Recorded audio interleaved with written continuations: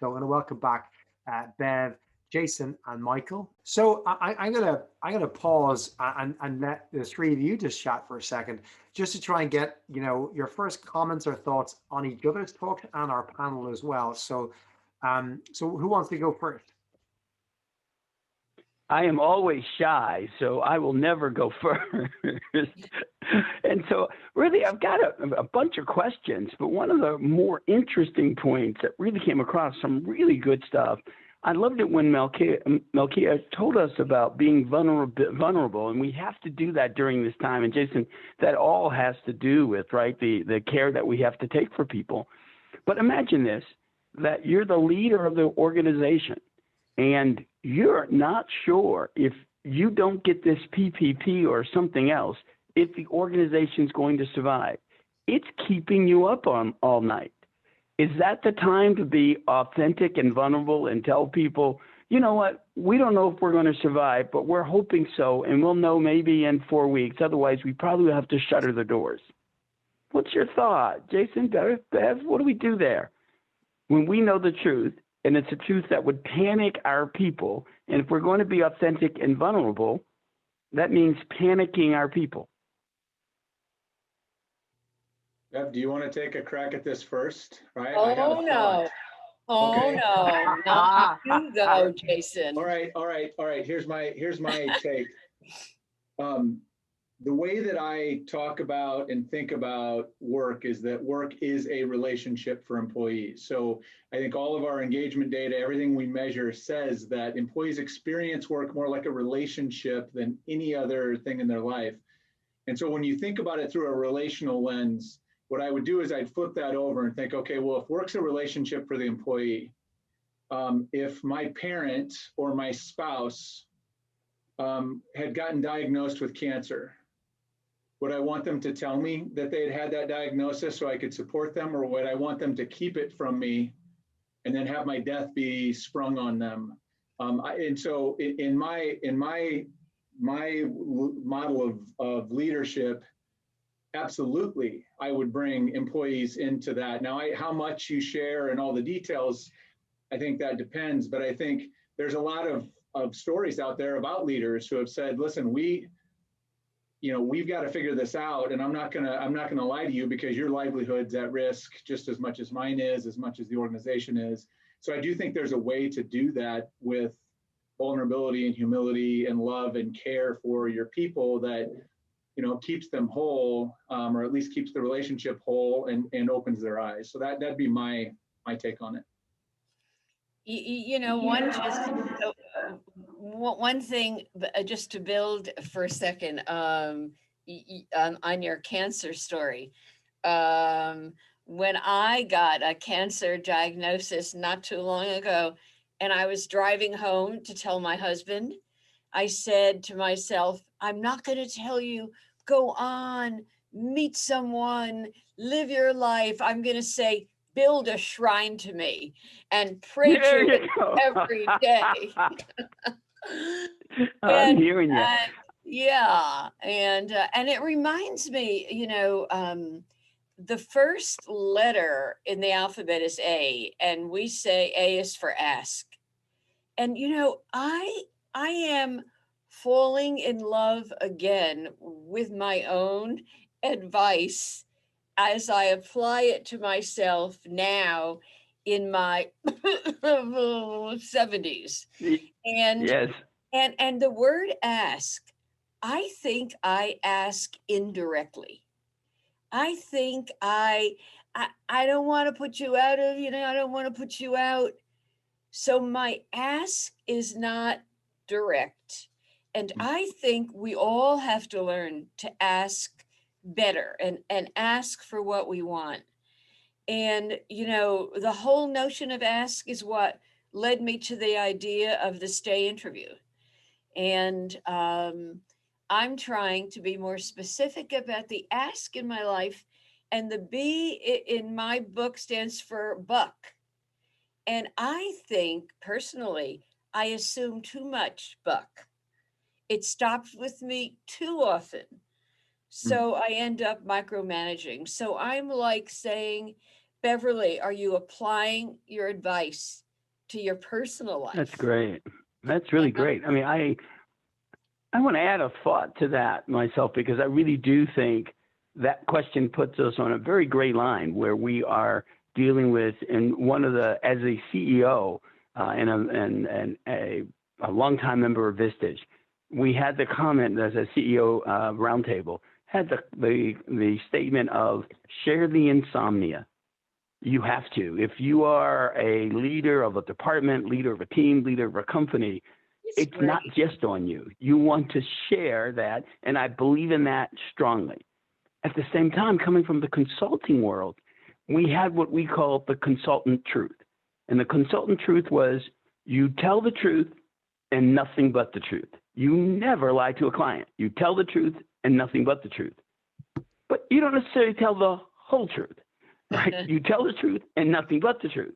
So, for example, if I knew that I was on an assignment for 3 months and I was told that I need to come off 2 months in and someone else will need to take over this assignment, that's going to panic my client.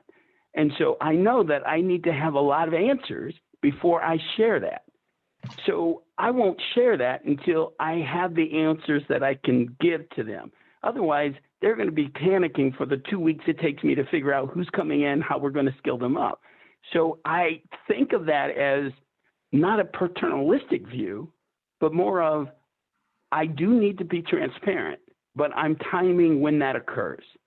So that's how I try to deal with that authenticity question that Malkia was talking about, that I thought was just superb. A great question. Well, you know, I did want to ask you, oh, please go ahead, Bevan. I've got a question for you because I told you I would. I just want to say I love Share the Insomnia because I get my best ideas in the middle of the night. And I wake up with little sheets of paper scribbled and I show it to my team. And they go, Beverly, please sleep through the night.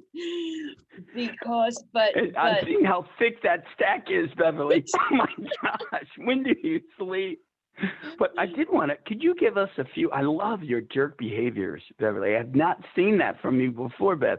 And so, one, I'd love to hear a couple of ones that are on that list and then ask you, is that reasonable would it be unfair to have people do a self-assessment and then a 360? Where do I believe I am on these jerk behaviors? And then let me have the people around me tell me where I stand. And we have a jerk behavior checklist. And we do use different than a 360. We say, take this list and show it to each of your people. And don't have it be, non-specific, and say, I don't want to be a jerk. Your talent is precious to me. I don't want to lose it. Which one of these could I get better at? Nice. I'm putting my email into the chat. I want that jerk list, that jerk assessment.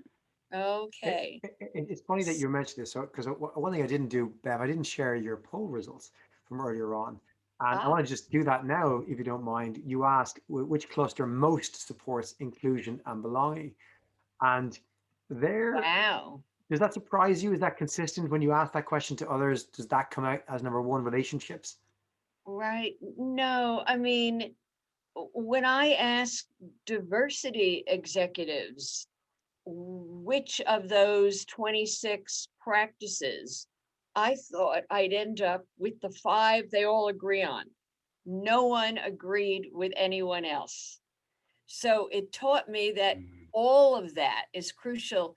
It is the individual on the other end you have to take into account, and they're all inclusion behaviors and belonging behaviors. And now they're behaviors you use with your remote people.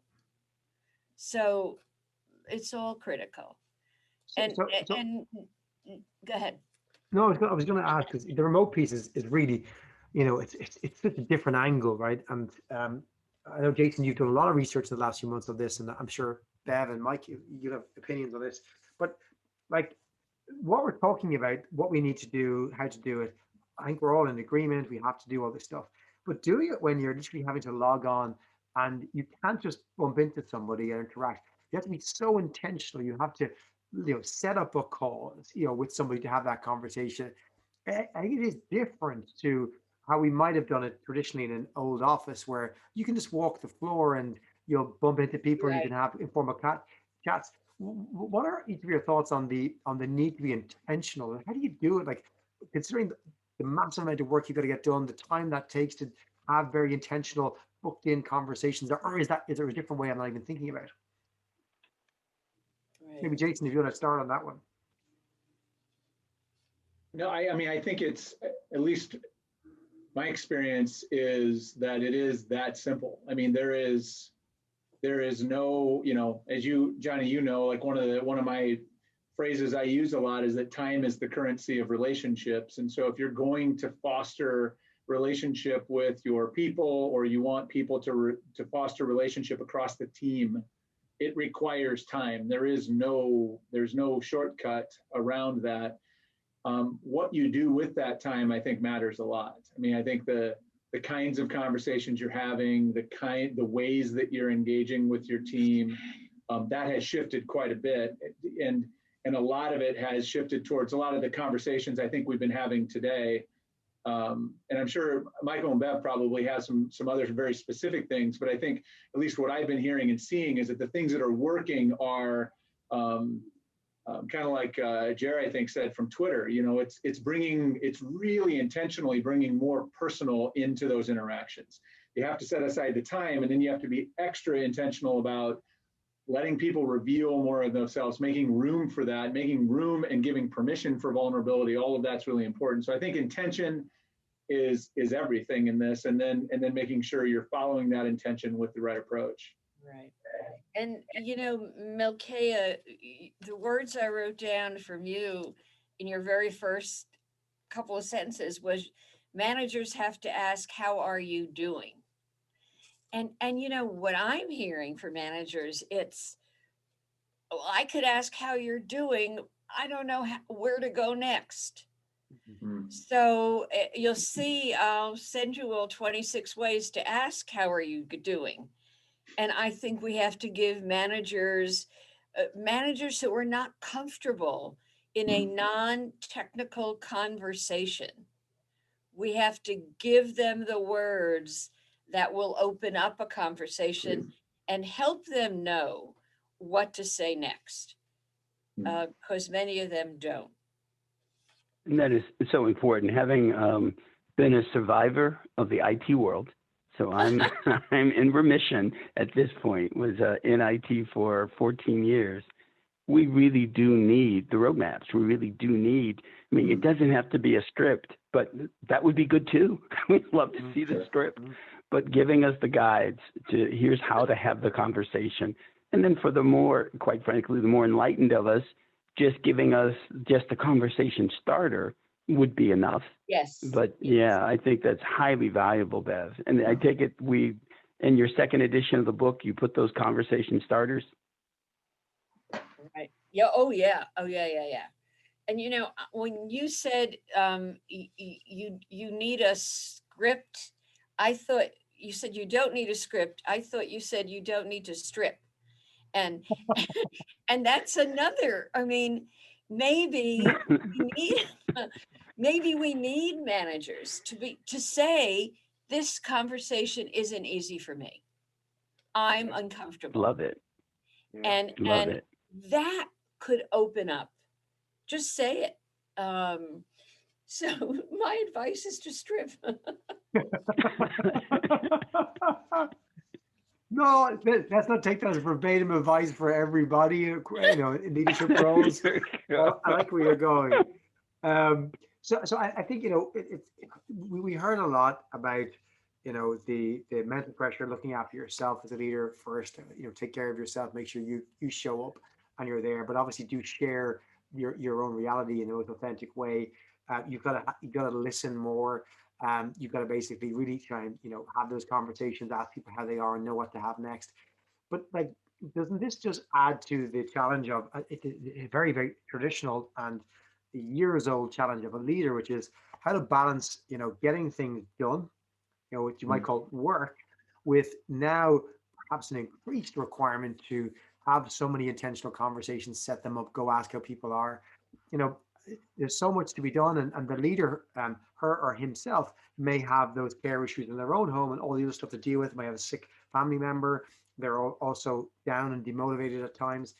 You know, how does a leader get things done? Like, back we made a comment about superheroes earlier on. Like, the get things done has to be still done, but now you've got to add all this amount of checking in one on one with everybody. Like, should it just have been always that way, or how do you balance that? Like, I think people struggle Yeah, with that. I'd love to tackle that one, and by way of a story, because I want to contrast before and after pandemic. We were, when we say blessed, we were amazingly blessed, Johnny. So September a year ago, so this is 6 months before pandemic hit, we knew our lease was going to be up in a year and a half, January 2021. We knew our lease was going to be up. So here it is, September 2019, and we commissioned a team to say, hey, listen, should we be considered going virtual? So we commissioned a team. They interviewed 10 different companies, did lots of article research and so on, and documented a report and a recommendation to our leadership team saying, yes, we should offer virtual opportunities to people. And here are the 9 things that need to happen, right? We need to do this with our technology. We need to implement Slack. We need to get used with virtual meetings. We need to set these policies. So our leadership team accepted the report in December and said, here's what we'll do. First quarter, we will put all the infrastructure stuff in place. Second quarter, beginning April 1, we'll allow people to be away from the work from home 1 to 2 days a week. If that goes well, in the third quarter, we'll go to 2 to 3 days a week. And by the end of the fourth quarter, we'll give people the full option to be away from the office 5 days a week. Yeah, right. So that was what we decided in December of 2019. We did all our work. And then March 15th, when pandemic and we closed down in Georgia, March 15th, it was, oh my God, we have a plan. We just executed it. So we were really fortunate. Well, some of the things we put in place is the things you're talking about, Johnny, where in essence, we decided that every department, every day would have to have a 15-minute stand-up. Every department, every day. Our leadership team, the leaders in our company, all they do is they have an hour meeting every Friday where they actually are reporting. There's a Google spreadsheet where they're going, here's what I accomplished this week. Here is what I didn't accomplish this week that's gotten moved over. These are the things I need for us to talk about in this meeting. So that's stuff we didn't have before, right? It wasn't, we were doing the natural collision stuff. So we had to put all these things in place. And that's allowing us to have, and Slack is, whoever created Slack, tremendous tool for, the vehicle it uses for those instant conversations. It goes beyond instant messaging. It really allows you to, so we have one of our Slack groups is TV shows, the Netflix channel, where people are sharing what their favorite Netflix things are that are going on. We have another one on surviving the pandemic and another, so these channels, but also then we have the work channels as well. So that's how we have handled it, and that's how we've made those collisions happen, not as frequently as they did before, but we do have something in place that has helped. I know it's a long way to go, but Johnny, that's how we did it, and I'm hoping other organizations are doing it as well. I love those examples. Actually, it reminds me of something that Amber brought up. She said how, we've got used to the idea that we can work from anywhere. But I think I agree with the idea that we haven't quite got used to the idea that we need to work from any time. That, we spent the last 12 months going, okay, we're cool with that. You can basically be anywhere. But I think most organizations haven't figured this out where, hang on a second, we're still working from anywhere, but we're still working the same time zones or 9 to 5. And actually we need to try and fix the structures. I think they're harder structures to change, to actually change when you do things. The fact that everyone isn't working on the same calendar, you might not be able to get something live. Most organizations who've really nailed this kind of virtual remote working or work from anywhere, they have to be asynchronous in meetings, in messaging. They're not trying to get everyone there at the same time. So I wonder if Jason, Bev, or Michael, again, any thoughts around that particular challenge that we have to try and move it into a different gear of not just anywhere, but anytime. Nice. I agree with that. I'm still stuck back with Michael. One of the things that it triggered for me that I wanted to share is that when I did my last cohort class on managing virtual teams, one of the things that came up from people that really was a wake-up call for me is we were getting requests from our students, and these are middle managers, right? So it's not the leaders that can make the decision about organizations, it was the middle managers. And they're saying like, hey, can you give us some training on managing up? And I think they're feeling the pain that you just unpacked, Johnny, which is like middle management is the worst, hardest job in corporate America because you're getting it from all directions and nobody thinks about you. And so, what they're saying is like, okay, I'm trying to deal with this thing. Like you're talking, like I've got this workload. I'm trying to do my job. And then on top of that, I'm managing these people. And now I actually am expected to talk to them, which I never did before. And I've got to do, all these things. And suddenly they're saying, I don't know, like they're feeling that pinch. They're like, how do I have that conversation with my boss? Or how do I negotiate with other departments to get out of stupid meetings I don't need to be in? Like, how do I do that? And so I think there's a new skill set where if we could equip that middle management layer with, better negotiation skills, better conflict skills, some of that where they could start managing that. I think that's one of the levers that it kind of caught me off guard. I didn't see that, but I think that's a really important thing. Excellent point. Excellent point.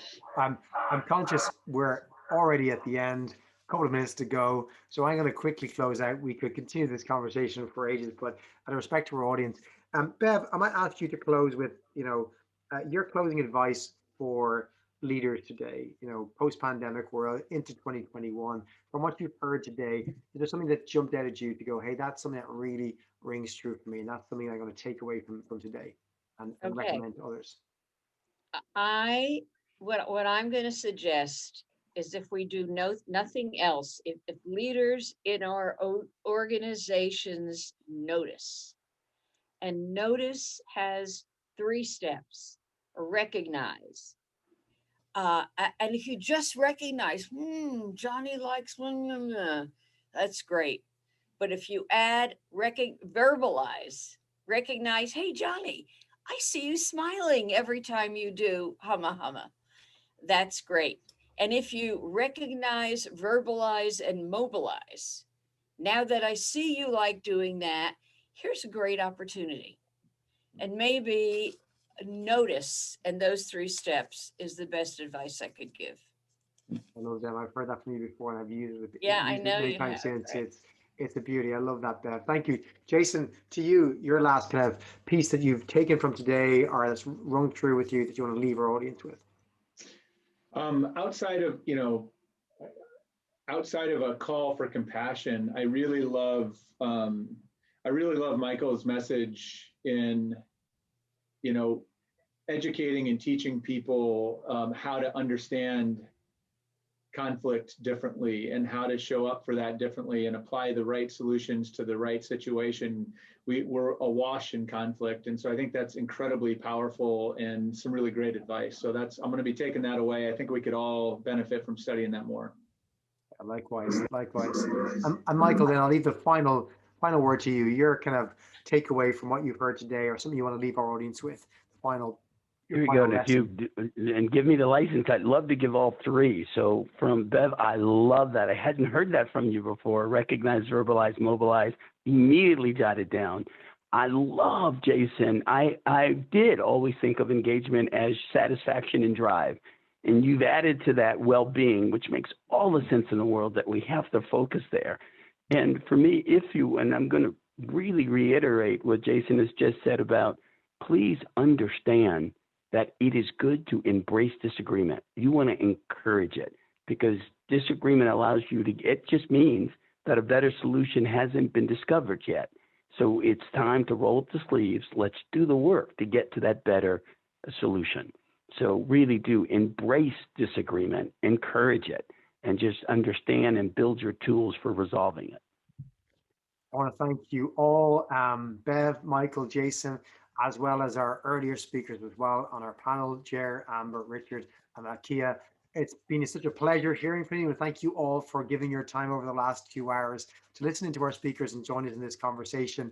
If you want to keep learning about leadership or want to know more about what training Social Talent provides, then please reach out at socialtalent.com. We'll be following up to all our attendees and everyone who registered with an email containing a full recording of this session, as well as information on how best to connect with our incredible speakers. So keep an eye out for that. I, for one, need to go to have dinner with 4 young boys downstairs and my wife in my part of the world in Ireland. So wherever you are in the world joining us today, I wish you a good day, afternoon, or evening. Please join us again when we come back with Social Talent Live in 3 months' time. Take care, folks. Thanks for listening.